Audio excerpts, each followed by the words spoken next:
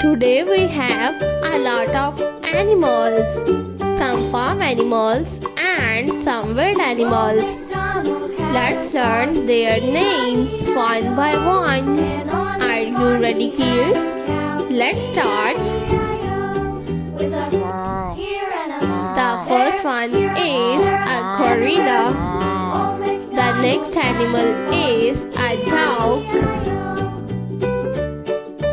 This is a deer. The next animal is a rabbit. The next one is a panda. The next animal is a horse. This is a rhino. The next animal is a lioness. This is a leopard. The next animal is a cow.